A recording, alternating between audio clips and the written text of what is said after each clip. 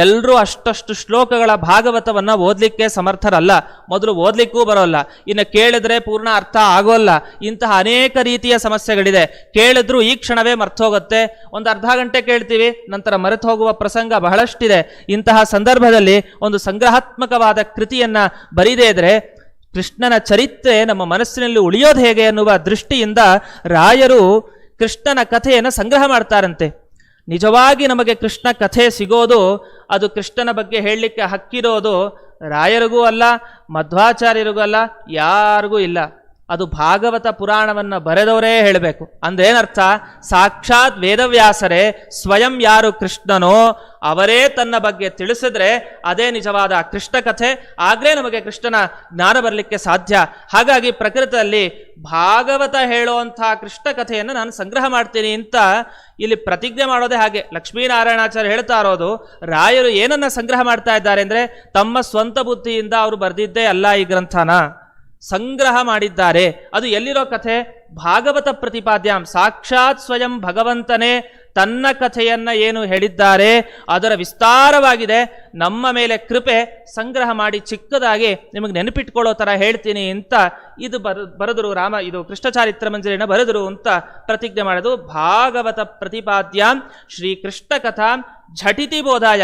ಕೃಷ್ಣನ ಕಥೆ ಕೇಳಿದ್ರೆ ಒಂದು ತಂದೆ ಹೆಸರು ಗೊತ್ತಿರಲ್ಲ, ತಾಯಿ ಹೆಸರು ಗೊತ್ತಿರಲ್ಲ, ಇನ್ಯಾವುದೋ ವಂಶದ ಎಷ್ಟು ಹರಿವಂಶ ನೆನಪಾಗ್ಲಿಕ್ಕೆ ಸಾಧ್ಯವೇ? ಹರಿವಂಶ ಎಷ್ಟು ವಂಶಗಳೆಷ್ಟು, ಆ ವಂಶದಲ್ಲಿ ಬರೋರು ಎಲ್ಲ ಹೆಸರನ್ನು ಹೇಳ್ತಾ ಹೋಗ್ತಾರೆ. ಯಾರನ್ನು ನೆನಪಿರ್ಲಿಕ್ಕೆ ಸಾಧ್ಯ? ಅಷ್ಟೆಲ್ಲ ಗ್ರಂಥಗಳನ್ನು ಕಷ್ಟಪಟ್ಟು ಓದಿ ಕೊನೆಗೆ ಏನು ತಿಳ್ಕೊಳ್ಬೇಕೋ ಅದನ್ನೇ ತಿಳ್ಕೊಳ್ಳದೆ ಇದ್ರೆ ವ್ಯರ್ಥ. ಅದಕ್ಕೋಸ್ಕರ ಈ ರಾಯರ ಗ್ರಂಥಗಳನ್ನು ಓದಬೇಕು. ಯಾಕೆಂದರೆ ಇಡೀ ಸಾರ ನಿಮಗೆ ಸಮುದ್ರ ಮಥನ ಮಾಡಿ ಅದು ಬರೋದು ಅಮೃತ ಆಗಬೇಕು. ಆ ಅಮೃತ ಬಂದು ನಮಗೆ ಸಿಗಬೇಕು. ಈ ರೀತಿ ಎಲ್ಲ ಗ್ರಂಥಗಳನ್ನು ಆಲೋಡನೆ ಮಾಡಿ ಮಾಡಿ ಚೆನ್ನಾಗಿ ಓದಿ ಅಮೃತ ಪಡ್ಕೊಳ್ಬೇಕು. ಆ ಅಮೃತ ಹುಟ್ಟಿಸ್ಬೇಕು. ಮೊದಲು ಆ ಅಮೃತವನ್ನು ಹುಟ್ಟಿಸಿ ನಂತರ ಆ ಅಮೃತವನ್ನು ಪಾನ ಮಾಡಬೇಕು. ರಾಯರೇನು ಮಾಡ್ತಾರೆ ಅಂದರೆ, ನೀವೆಲ್ಲ ಗ್ರಂಥಗಳನ್ನ ಓದ ಅವಶ್ಯಕತೆ ಇಲ್ಲ, ಅಷ್ಟು ಕಷ್ಟಪಡೋದು ಬೇಡ.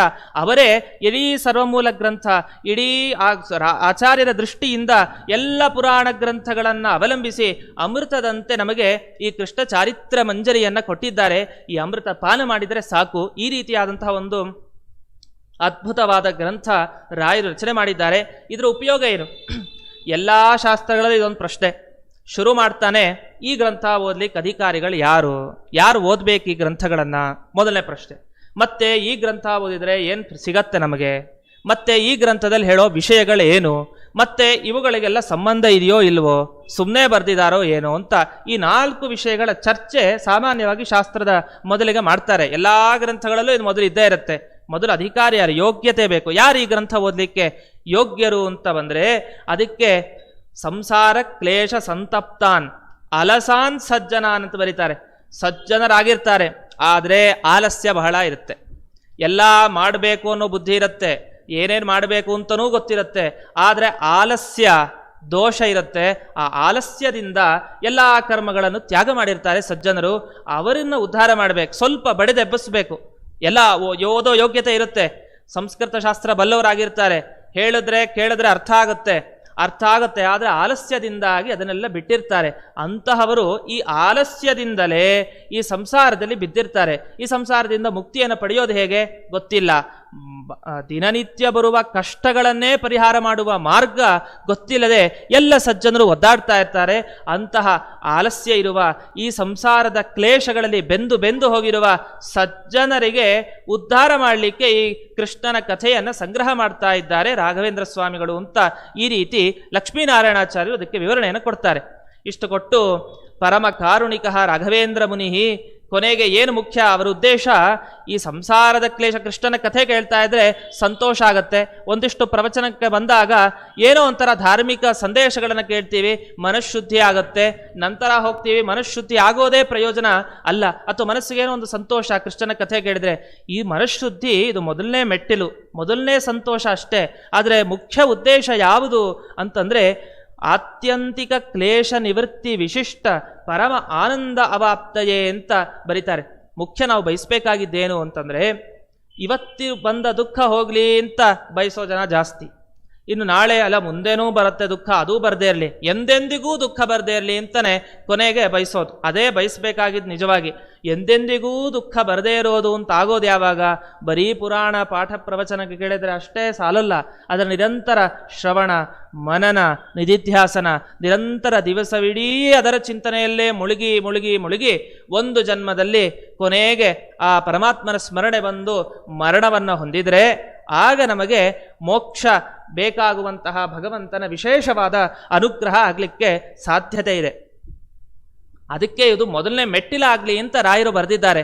ಇದರ ಉದ್ದೇಶ ನಮ್ಮ ಎಲ್ಲ ಕಷ್ಟಗಳು ನಿವೃತ್ತಿಯಾಗಲಿ, ನಮ್ಮ ನಿಜವಾದ ಸ್ವರೂಪಾನಂದ ಅಂತ ನಾವೇನು ಹೇಳ್ತೀವಿ ಅಂತಹ ಸ್ವರೂಪಾನಂದ ನಮಗೆ ಸಿಗಲಿ ಅನ್ನುವ ಉದ್ದೇಶದಿಂದಲೇ ಈ ಕಥೆಯನ್ನು ಸಂಗ್ರಹ ಮಾಡ್ತಾ ಇರೋದು ಅಂತ ಈ ರೀತಿ ಅಖಿಲ ಕ್ಲೇಶ ನಿವೃತ್ತಿ ವಿಶಿಷ್ಟ ಪರಮಾನಂದಾವಾಪ್ತಿ ಅಂತ ಒಂದು ವಿಷಯ ಬರುತ್ತೆ. ಸ್ವರ್ಗ ಅಂತ ಯಾವುದನ್ನ ಕರಿಬೇಕು ಅಂತ. ಸ್ವರ್ಗ ಅಂತ ಯಾವುದನ್ನು ಕರಿಬೇಕು ಅಂದರೆ ನಿಜವಾದ ಸ್ವರ್ಗ ಇಂದ್ರ ಲೋಕ ಅದು ಸ್ವರ್ಗ ಅಲ್ಲ. ಯಾಕೆ ಅಂದರೆ ಸ್ವರ್ಗ ಅಂದರೆ ಸುಖಮಯವಾದದ್ದು ಸ್ವರ್ಗ. ಅದಕ್ಕೊಂದು ಶ್ಲೋಕ ಇದೆ, ಎನ್ನ ದುಃಖೇನ ಸಂಭಿನ್ನಂ ನಚಗ್ರಸ್ತಂ ಅನಂತರಂ ಅಭಿಲಾಷೋಪನೀತಂಚ ತತ್ ಸ್ವರ್ಗ ಪದಾಸ್ಪದಂ ಅಂತ. ಸ್ವರ್ಗ ಪದ ಆಸ್ಪದಂ. ಯಾವುದನ್ನು ಸ್ವರ್ಗ ಅಂತ ಕರಿಬೇಕು ಅಂತಂದ್ರೆ ಎನ್ನ ದುಃಖೇನ ಸಂಭಿನ್ನಂ, ಯಾವತ್ತೂ ದುಃಖದ ಮಿಶ್ರಣ ಇರಬಾರ್ದು. ಆ ಯಾವತ್ತೂ ಅನ್ನೋ ಒಂದು ಪದಕ್ಕೆ ಒತ್ತು ಕೊಡ್ಬೇಕು. ದುಃಖ ಈಗ ಬರುತ್ತೆ, ನಂತರ ಒಂದಿಷ್ಟು ಕ್ಷಣ ಸುಖ ಬರುತ್ತೆ, ನಂತರ ಮತ್ತೆ ದುಃಖ ಬರುತ್ತೆ. ಈ ರೀತಿಯಾದ ದುಃಖದ ಮಿಶ್ರಣ ಇರುವ ಸುಖ ಅಲ್ಲ. ಹೇಗೆ ಅಂದರೆ ವಿಷ ಸಂಪೃಕ್ತ ಮಧು ಅನ್ನ ಅಂತ ಶಾಸ್ತ್ರಗಳಲ್ಲಿ ವ್ಯವಹಾರ ಮಾಡ್ತಾರೆ. ಅನ್ನ ನಮಗೆ ಬೇಕು, ಬಹಳ ರುಚಿಕರವಾದದ್ದು ಅನ್ನ, ಆದರೆ ಸ್ವಲ್ಪ ವಿಷ ಹಾಕಿರ್ತೇವೆ, ಅದು ಕಾಣಿಸೋದಿಲ್ಲ. ಅಂತಹ ವಿಷಯುಕ್ತವಾದ ಅನ್ನ ಕೊಟ್ಟರೆ ಅದು ನಿಜವಾದ ಸುಖಪ್ರದವಾದ ವಸ್ತುನ ಅಲ್ಲ. ಯಾಕೆ? ಆ ವಿಷದಿಂದ ನಾವು ಮತ್ತೆ ಬದುಕಲಿಕ್ಕೆ ಸಾಧ್ಯ ಇಲ್ಲ, ಮತ್ತೆ ನಾವು ಮರಣವನ್ನು ಹೊಂದುತ್ತೇವೆ. ಅದೇ ರೀತಿ ಈ ಲೌಕಿಕ ಸುಖ ಏನಿದೆ, ಈ ಲೌಕಿಕ ಸುಖ ಇದು ನಿಜವಾದ ಸುಖ ಅಲ್ಲ. ಯಾಕೆ? ಈ ಸುಖ ಆದ ಕೂಡಲೇ ತಕ್ಷಣ ದುಃಖ ಬರುವಂತಹ ಪ್ರಸಕ್ತಿ ಇದೆ. ಆದ್ರಿಂದ ಇಂತಹ ಸುಖ ಅಲ್ಲ. ಅಂದ್ರೆ ಏನರ್ಥ? ಯಾವ ಕಾಲದಲ್ಲೂ ಕೂಡ ದುಃಖದ ಲವಲೇಶವೂ ಕೂಡ ಇರಬಾರ್ದು, ಅಂತಹ ಸುಖ ಸಿಗಬೇಕು ಅಂತ. ಇಂತಹ ಸುಖ ಯಾವುದು? ಸ್ವರ್ಗ ಸುಖನ ಅಲ್ಲ. ಕ್ಷೀಣೆ ಪುಣ್ಯೆ ಮರ್ತ್ಯಲೋಕಂ ವಿಶಂತಿ ಅಂತ ಸ್ಪಷ್ಟವಾಗಿ ಹೇಳ್ತಾರೆ. ಪುಣ್ಯ ಎಷ್ಟಿರುತ್ತೋ ಅಲ್ಲಿವರೆಗೂ ಸ್ವರ್ಗದ ಸುಖಾನುಭವ, ಆಯ್ತಾ ಮತ್ತೆ ಕೆಳಕ್ಕೆ ಬೀಳ್ತೇವೆ ಅಂತ ಹೇಳಿದ್ದಾರೆ. ಹಾಗಾಗಿ ಅಂತಹ ಸುಖ ಇರುವುದು ಸ್ವರ್ಗ ಅಂತ ಕರಿಬಾರ್ದಂತೆ. ಎನ್ನ ದುಃಖೇನ ಸಂಭಿನ್ನಂ ಅಷ್ಟೇ. ನಚಗ್ರಸ್ತಂ, ಒಂದು ದಿವಸ ಯಾವತ್ತೋ ದುಃಖ ಬಂತು ಅಂತ ಆಗಬಾರ್ದು. ಅನಂತರಂ, ಮತ್ತೆ ಬಂದ ಸುಖ ಅದು ಕ್ಷಣ ಕ್ಷಣವೂ ಕೂಡ ಹೆಚ್ಚಾಗ್ತಾ ಹೋಗ್ಬೇಕಂತೆ. ಆ ಸುಖ ಒಂದೇ ಥರ ಇರಬಾರ್ದು, ಅಂತಹ ಸುಖ ಸಿಗಬೇಕಂತೆ. ನಚಗ್ರಸ್ತಂ ಅನಂತರಂ ಅಂತ ಹೇಳ್ತಾರೆ. ಅಭಿಲಾಷೋಪನೀತಂಚ, ಮತ್ತೆ ಆ ಸ್ಥಳ ಹೇಗಿರಬೇಕು ಅಂದರೆ ಸಂಕಲ್ಪ ಮಾತ್ರ ಸೃಷ್ಟಿ ಅಂತ ಹೇಳ್ತೀವಿ. ಭಗವಂತ ಎಲ್ಲ ಯೋಚನೆ ಮಾಡಿ ಸೃಷ್ಟಿ ಮಾಡಬೇಕಾಗಿಲ್ಲ. ಅಂದರೆ ಉದಾಹರಣೆಗೆ ಒಂದು ಮಡಿಕೆಯನ್ನು ನಿರ್ಮಾಣ ಮಾಡ್ತೀವಿ ಅಂತ ಅನ್ಕೊಳ್ಳಿ. ಮಡಿಕೆಯನ್ನು ನಿರ್ಮಾಣ ಮಾಡಬೇಕು ಅಂದರೆ ಮೊದಲು ಮಡಿಕೆ ಅಂದರೆ ಏನು ಅಂತ ನಮಗೆ ಗೊತ್ತಿರಬೇಕು. ನಂತರ ಮಣ್ಣು, ಮತ್ತೆ ಅದಕ್ಕೆ ಚಕ್ರಭ್ರಮಣ, ಚಕ್ರ ಹಾಕಿ ತಿರುಗಿಸ್ತೇವೆ, ಮತ್ತೆ ದಂಡ, ಒಂದು ಕೋಲು ಬೇಕು ಅದಕ್ಕೆ. ಈ ರೀತಿ ಎಲ್ಲ ವಸ್ತುಗಳ ಜ್ಞಾನ ಮೊದಲು ಪಡ್ಕೊಂಡು ಆಮೇಲೆ ಒಂದಿಷ್ಟು ಜನ ಹತ್ರ ಹೋಗಿ ಕೇಳಿ ಕೊನೆಗೆ ನಿರ್ಮಾಣ ಮಾಡೋ ಒಂದು ಕ್ರಮ ಇದೆ. ಆದರೆ ಈ ರೀತಿಯಾದಂತಹ ಒಂದು ಸೃಷ್ಟಿಯನ್ನು ಮಾಡೋದಲ್ಲ. ಇಷ್ಟೆಲ್ಲ ಯೋಚನೆ ಮಾಡ್ಕೊಂಡು ಕೊನೆಗೊಂದು ವಸ್ತು ನಿರ್ಮಾಣ ಮಾಡೋದು ತುಂಬ ಅಜ್ಞಾನಿ ಅಂತ ಅರ್ಥ. ಇಷ್ಟೆಲ್ಲ ಗೊತ್ತಿರಲಿಲ್ಲ ಅಂತ ಅರ್ಥ ಅವನಿಗೆ ಅಂತ ಆಗತ್ತೆ. ಆದರೆ ಭಗವಂತ ಹಾಗಲ್ಲ. ಎಲ್ಲ ಮೊದಲೇ ಅವನಿಗೆ ಎಲ್ಲ ಪ್ರತ್ಯಕ್ಷಕ್ಕೆ ವಿಷಯ. ಅಂದರೆ ಎಲ್ಲವೂ ಕೂಡ ಕಣ್ಣಿಗೆ ಕಾಣ್ತಾ ಇದೆ ಅವನಿಗೆ. ಯಾವುದೇ ವಸ್ತುವಿನ ಯೋಚನೆ ಮಾಡ್ಕೊಂಡು ಒಂದು ಸೃಷ್ಟಿಯನ್ನು ಮಾಡೋಂಥವನು ಅಲ್ವೇ ಅಲ್ಲ. ಈ ರೀತಿ ಅಭಿಲಾಷೋಪನೀತಂಚ, ಇಲ್ಲಿ ಪ್ರಕೃತಿ ಏನು ಬಂತು ಅಂದರೆ ನಾವು ಯಾವುದನ್ನು ಸಂಕಲ್ಪ ಮಾಡ್ತೀವಿ ತಕ್ಷಣ ಆ ವಸ್ತು ಅಲ್ಲಿ ಹುಟ್ಟಬೇಕು, ಯಾವುದೇ ಯೋಚನೆ ಇಲ್ಲದೇನೆ. ಅಂದೇ ಅರ್ಥ ಸರ್ವಜ್ಞರಾದವರು ಅಂತ ಅರ್ಥ. ಎಲ್ಲ ತಮ್ಮ ತಮ್ಮ ಯೋಗ್ಯತೆಗೆ ಅನುಗುಣವಾಗಿ ಎಲ್ಲ ಜ್ಞಾನವನ್ನು ಪಡೆದುಕೊಂಡು ಆಗ ತಾನೇ ಸಂಕಲ್ಪ ಮಾಡಿದ ಕೂಡಲೇ ಸೃಷ್ಟಿಯಾಗಬೇಕು. ಅಂತಹ ಸ್ಥಳ ಏನಿದೆ ಇದೇ ನಿಜವಾದ ಸ್ವರ್ಗ ಅಂತ ಕರೀತಾರೆ. ಇಂತಹ ಸ್ವರ್ಗ ಅದು ಮೋಕ್ಷ ಅಂತಾನೆ ಅರ್ಥ. ಇದು ಇಂದ್ರಲೋಕವಾದ ಸ್ವರ್ಗ ಅಲ್ಲ ಅಂತ. ಈ ರೀತಿಯಾದಂತಹ ಮೋಕ್ಷ ಸಿಗಲಿಕ್ಕೆ ಈ ಭಾಗವತ ಹೇಳುವ ಕೃಷ್ಣನ ಕಥೆಯನ್ನ ಝಟಿತಿ ಬೋಧಾಯ, ಕೂಡಲೇ ನಿಮಗೆ ತಲೆಗೆ ಬರಲಿ ಅನ್ನುವ ಉದ್ದೇಶದಿಂದ ಸಂಗ್ರಹ ಮಾಡ್ತಾರೆ ಅಂತ. ಈ ರೀತಿ ವಿಷಯ ಈ ಭಾಗವತದಲ್ಲಿ ಹೇಳುವ ಕೃಷ್ಣನ ಕಥೆ ಇದೇ ಈ ಕೃಷ್ಣ ಚಾರಿತ್ರ ಮಂಜರಿಗೆ ವಿಷಯ. ಇದರ ಪ್ರಯೋಜನ ಏನು ಅಂದರೆ ಆ ಕ್ಷಣದಲ್ಲಿ ಆಗುವ ಮನಃಶುದ್ಧಿ ಅಷ್ಟೇ, ಅದು ತಾತ್ಕಾಲಿಕ ಪ್ರಯೋಜನ. ಮುಖ್ಯ ಪ್ರಯೋಜನ ಅದು ಮೋಕ್ಷವೇ ಮುಖ್ಯವಾದ ಪ್ರಯೋಜನ.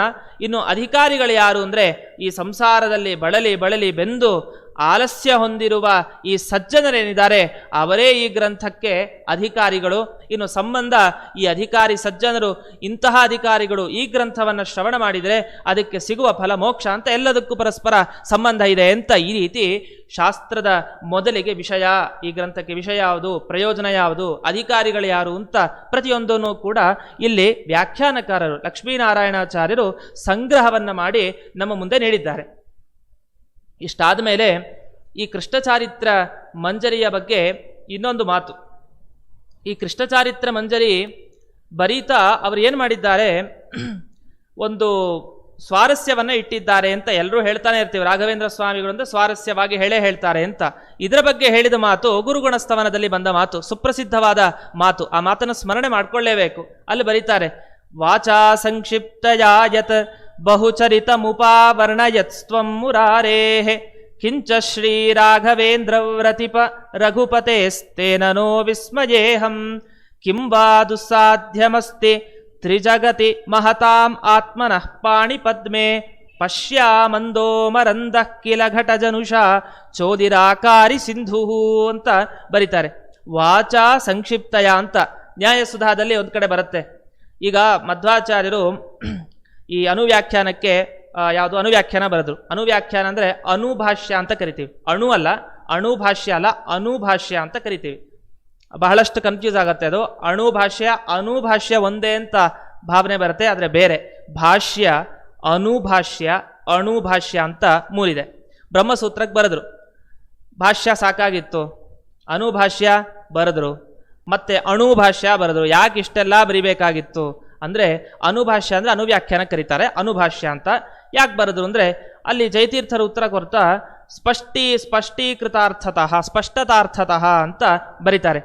ಸ್ಪಷ್ಟ ಕೊಡಲಿಕ್ಕೆ, ಸ್ಪಷ್ಟತೆ ಇದಕ್ಕೋಸ್ಕರ ಅಂತ. ಯಾಕೆ ಆಚಾರ್ಯರೇ ಗ್ರಂಥ ಬರೆದಿದ್ದು, ಯಾಕೆ ಸ್ಪಷ್ಟತೆ ಕೊಡಲಿಕ್ಕೆ ಅಂದರೆ, ಕೆಲವು ಸಲ ಆಚಾರ್ಯರು ಆಯಾಯ ಮುಂದೆ ಕೂತಿರೋ ಶಿಷ್ಯರಿಗೆ ಕೆಲವರಿಗೆ ಸಂಕ್ಷೇಪವಾಗಿ ಹೇಳಿದ್ರೆ ಅರ್ಥ ಆಗುತ್ತೆ ಅಂತ ಸಂಕ್ಷೇಪವಾಗಿ ಹೇಳಿರ್ತಾರೆ. ಕೆಲವು ಸಲ ಏನು ಮಾಡ್ತಾರೆ, ಪಾಠ ಮಾಡ್ತಾ ಒಂದು ವಿಷಯಕ್ಕೆ ಇನ್ನೊಂದು ಸಂಬಂಧ ಲಿಂಕ್ ಬಂದು ಇನ್ನೊಂದು ವಿಷಯ ಹೇಳ್ತಾ ಹೋಗಿ ಕೊನೆಗೆ ಆ ವಿಷಯಕ್ಕೆ ಬರ್ತಾರೆ.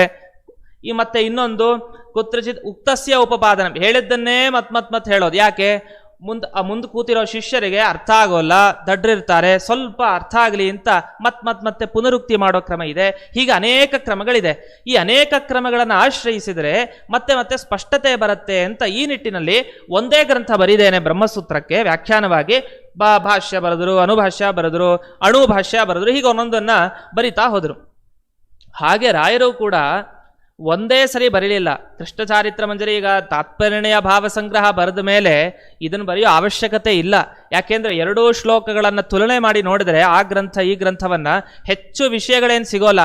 ಅಲ್ಲೂ ಪೂತನೆಯನ್ನು ಕೊಂದ ಅಂತಾರೆ, ಇಲ್ಲೂ ಪೂತನ ಸಂಹಾರ ಮಾಡಿದ್ರು ಅಂತಾರೆ, ಅಲ್ಲೂ ಶಕಟಾಸುರ ಸಂಹಾರ ಅಂತಾರೆ, ಇಲ್ಲೂ ಶಕಟಾಸುರ ಸಂಹಾರ ಅಂತಾರೆ. ಇನ್ನೇನು ವಿಶೇಷತೆ ಬಂತು? ಆ ಗ್ರಂಥಕ್ಕೂ ಈ ಗ್ರಂಥಕ್ಕೂ ಏನು ವಿಶೇಷತೆ ಬಂತು? ಹಾಗಾಗಿ ಅಂದರೆ ವಿಶೇಷತೆ ಇದೆ. ಆ ವಿಶೇಷತೆ ಕಂಡುಕೊಳ್ಳೋದೇ ಸ್ಪಷ್ಟತಾರ್ಥತಃ. ಸ್ಪಷ್ಟತೆ ಏನೋ ಇದೆ, ಅಲ್ಲಿ ಏನೋ ಒಂದು ಸ್ವಲ್ಪ ಅರ್ಥ ಆಗದೆ ಇರೋ ಅಂಶ ಇದೆ. ಯಾರಿಗೆ? ಮಂದರಿಗೆ. ಪಂಡಿತರಿಗಾದರೆ ಏನು ಓದಿದ್ರು ಅರ್ಥ ಆಗುತ್ತೆ, ಮಂದರಿಗೆ ಅರ್ಥ ಆಗೋಲ್ಲ. ಅಲ್ಲೂ ಹೇಳ್ತಾರೆ ಇಲ್ಲೂ ಹೇಳ್ತಾರೆ ಎನ್ನುವ ಭಾವನೆ ಬರುವ ಸಾಧ್ಯತೆ ಇದೆ. ಆದರೆ ಅದಲ್ಲ ಅಂತ ತಿಳಿಸಬೇಕು. ಅದನ್ನು ಈ ವ್ಯಾಖ್ಯಾನಕಾರರೆಲ್ಲ ಸೇರಿ ಬರೀತಾರೆ. ಲಕ್ಷ್ಮೀನಾರಾಯಣಾಚಾರ್ಯರೆಲ್ಲ ಸುಂದರವಾಗಿ ನಿರೂಪಣೆ ಮಾಡ್ತಾರೆ.